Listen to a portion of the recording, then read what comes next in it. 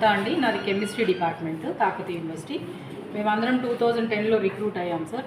అప్పటి నుంచి మావి యాజ్ యూజువల్గా నడుస్తున్నాయి. 2019లో ఈసీ డెసిషన్లో ఒక డిపార్ట్మెంట్కి సంబంధించినటువంటి మ్యాటర్ వచ్చినప్పుడు దాని డెసిషన్ ఇచ్చినటువంటి సుప్రీంకోర్టు వీళ్ళందరినీ ఫుల్ కోరంలో పెట్టి అప్రూవ్ చేయమంటే 19లో మమ్మల్ని డిసప్రూవ్ చేశారు సార్. అది కేవలం ప్రొసీజరల్ ల్యాప్సెస్ చూపించారు తప్పితే క్యాండిడేట్ పరంగా మా తప్పులు ఏమీ లేవు.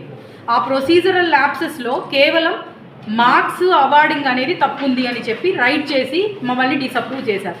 అది మా తప్పు కాదు కదా సార్, కోరం అనేది మాకు తెలీదు, ఎంతమంది ఉండాలి, మార్క్స్ అనేవి మేము వేసుకోలేదని మేము అడిగినప్పుడు అడిగి గొడవ చేస్తే మా ఫైల్ గవర్నమెంట్కి పంపించారు. ఇప్పుడు ఫైల్ గవర్నమెంట్లో పెండింగ్ ఉందండి.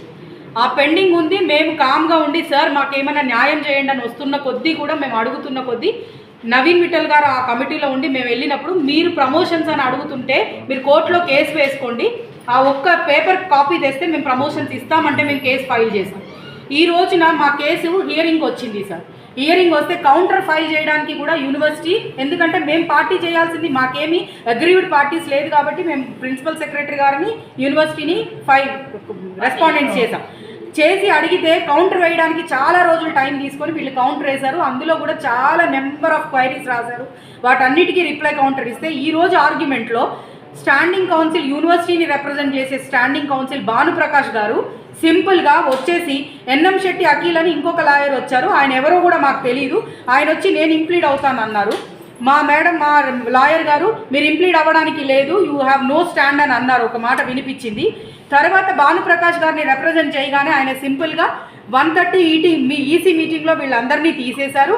అండ్ 22న కంటెంప్ట్ కేసు హియరింగ్ ఉంది, మేము we're going to remove all these persons on 22 అని క్లియర్గా చెప్పారు సార్.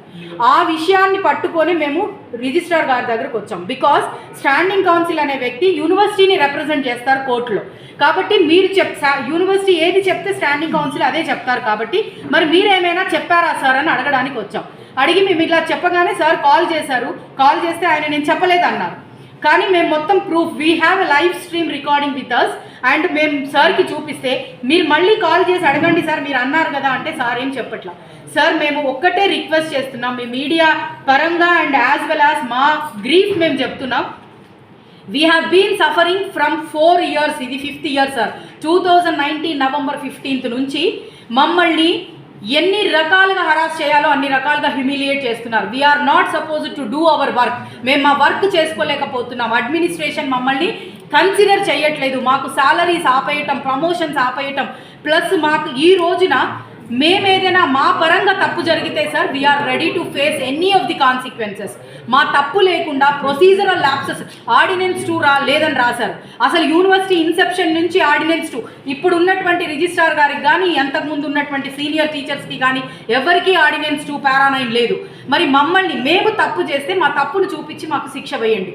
కానీ మేము సింపుల్గా వర్క్ చేసుకునే women at the age of 50 మేము మమ్మల్ని రోడ్ల మీద రోమ్ చేయిస్తున్నారు సార్. పొలిటికల్ లీడర్స్ దగ్గరికి, సెక్రటేరియట్కి మీరు ఎక్కడికి వెళ్తారో తెలియదు, మీ ఫైల్ తెచ్చుకోండి అంటారు. గవర్నమెంట్లో ఇచ్చినటువంటి ఫైలు మేము ఎక్కడి నుంచి తీసుకొచ్చుకోవాలి సార్?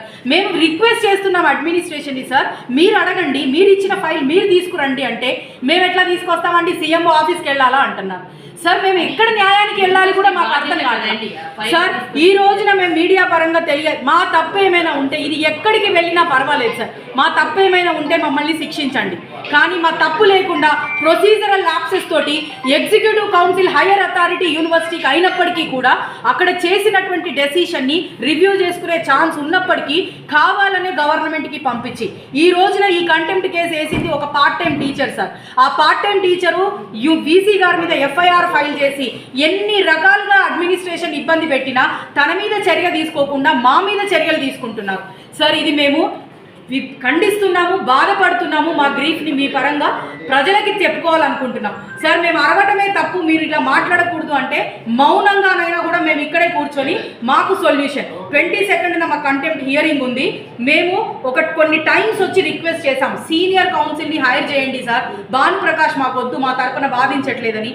కానీ హైర్ చెయ్యరు. మేము చెప్పింది రిక్వెస్ట్ వినరు. మేము కంప్లైంట్ ఇస్తే తీసుకోరు, దాని మీద యాక్షన్ ఉండదు.